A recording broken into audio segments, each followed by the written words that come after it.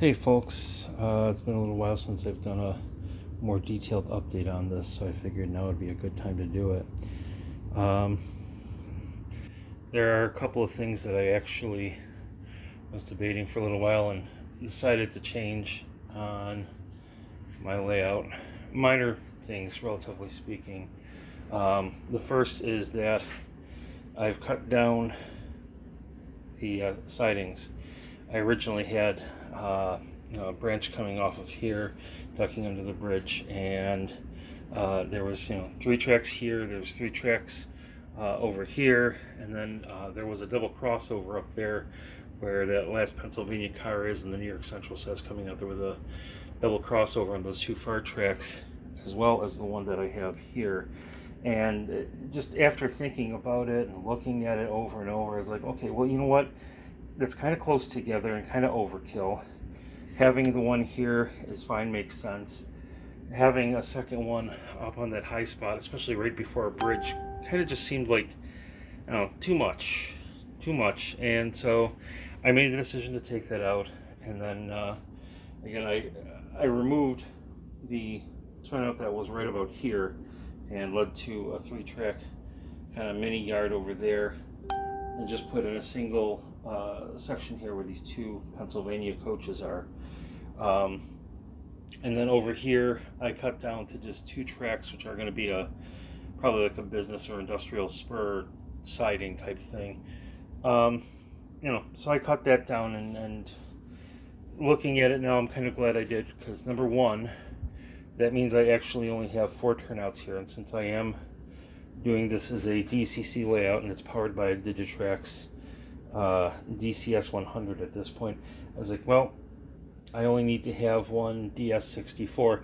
And then I found out, of course, the DS64 was discontinued in favor of the DS74, which I haven't really read up the specifications yet. I guess there's a little bit of an upgrade or some sort of change, but at this point it means I only need to have one of those, so it saves money and it kind of unclutters the layout. I can actually have some room now for some roads and town area and stuff like that, and it'll probably make it a little bit easier to do my scenery. And this isn't meant to be an operations layout from like switching and stuff like that. At this point, it's meant to be kind of just a holdover until we eventually get a home and I can go bigger at that point. But it actually will serve as a kind of nice starting point. I mean, I can keep this layout and actually integrate it into a larger layout. I could either take these outer two tracks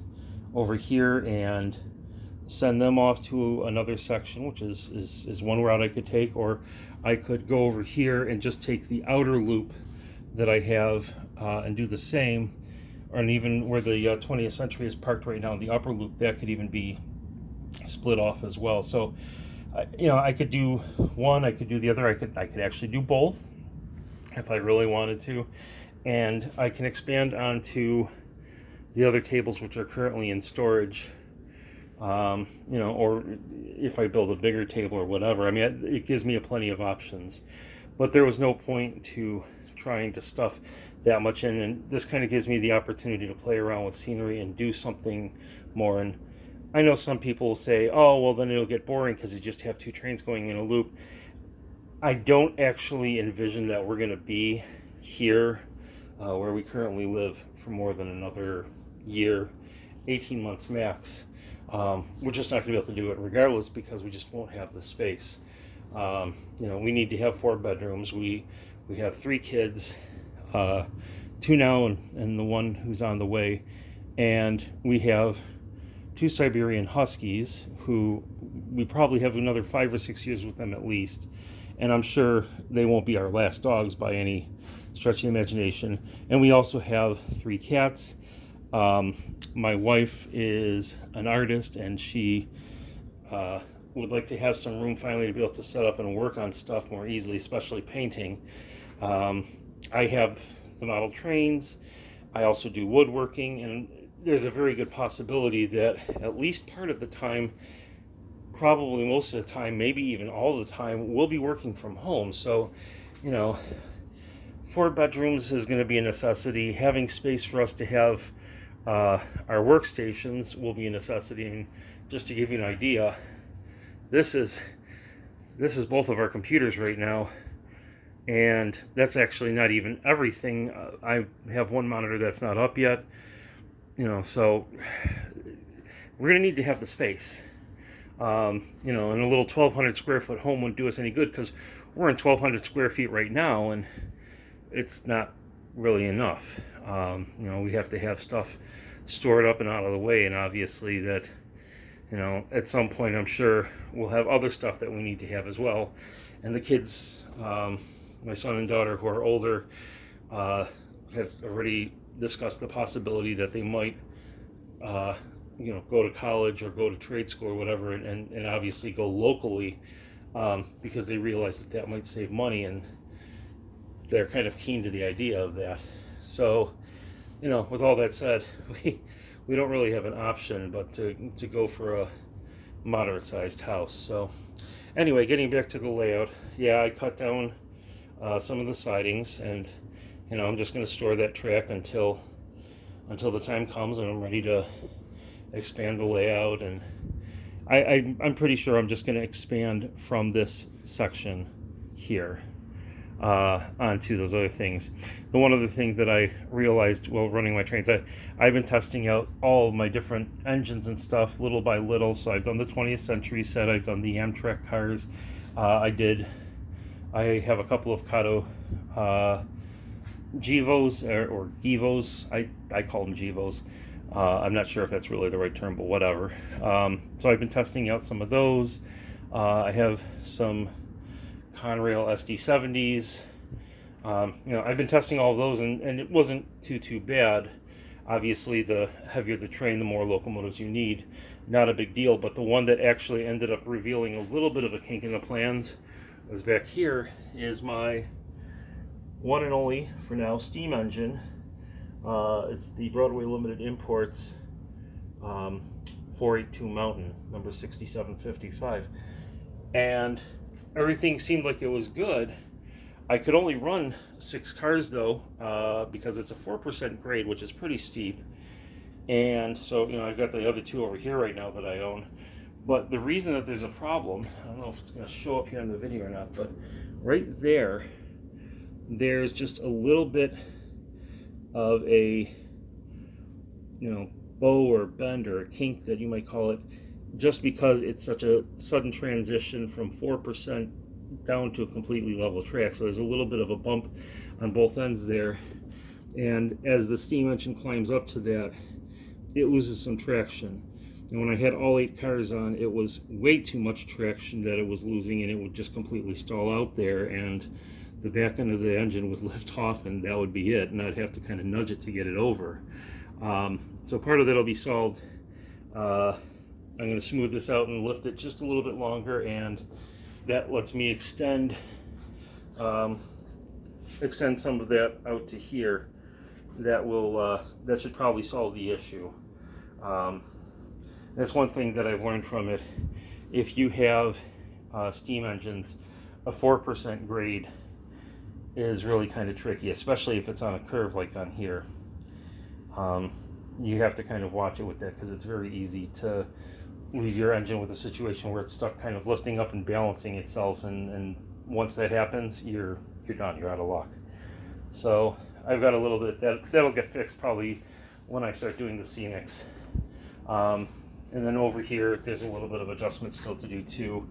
I haven't quite finished off this section as far as like the upper deck area for bridging over that little tunnel space. And there's some spacing stuff that I'll have to tweak and adjust for, but that's minor by comparison. So anyway, that's where things stand. Obviously there's a lot to do, of course, and I got to pack away some of that excess track that's not going to be used for now, and clean up. But maybe once I get that done, get these wires dropped below the appropriate turnouts, maybe in a month or two I'll get that DS74 and set that up so I'll have powered turnouts finally. I am going to put in push buttons over here for those turnouts next to that patch panel, and you can kind of see here when I was trying to put it in, I used a multi-tool to cut it out, but I only had the 1 3/8" blade, which is too wide. So when I was trying to cut it out, I goofed a little bit, and then it was even worse because I found out where I was initially putting it in. There was a screw over here that dropped down into the table, so I had to shift a little bit. It'll be hidden when I have fascia board there. I also put this in, which I think I showed in my other video.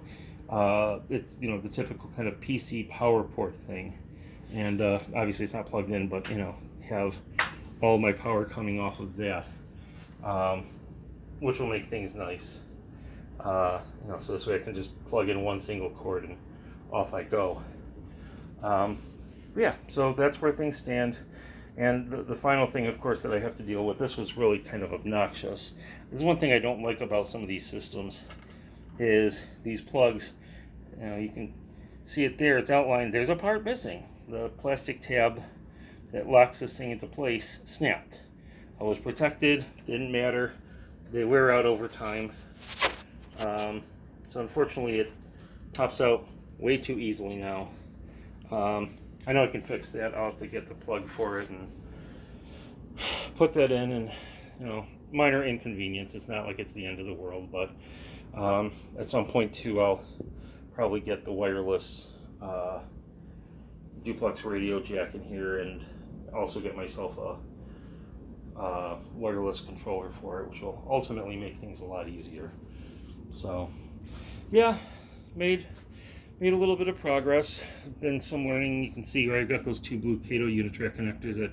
That shows an area where the supports aren't quite level, and so that causes some issues. But again, that's something that gets fixed when you you know, when you do the scenics and stuff. You can smooth things out and level it. You know, but by and large, I'm still really pleased with the way this thing is going.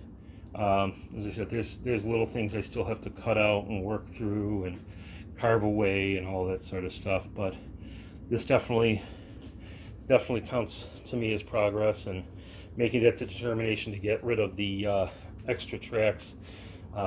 You know, at first I was thinking, oh, that's disappointing, and the more I looked at it, I'm like, no, you know what, it's really not.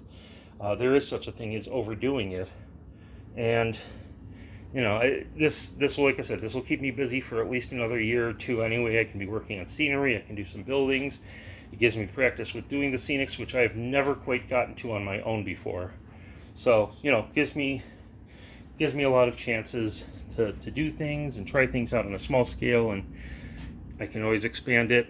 And when I do, I can always, even if I need to, you know, redo some sections of it, and that's not a bad thing. That's a good learning experience. So anyway, that's where things are at for now. There'll probably be more to come soon. If anyone has any questions, feel free. You can leave them in the comments. This will be posted both on Facebook and YouTube. But if you have any questions or comments on it, you know, I always welcome feedback, preferably positive. You know, but that's where things are at, and probably once school's back in session and we're a little bit more organized around the house, that's where I'm going to be at. So that's it for now. Have a great day. Talk to you soon.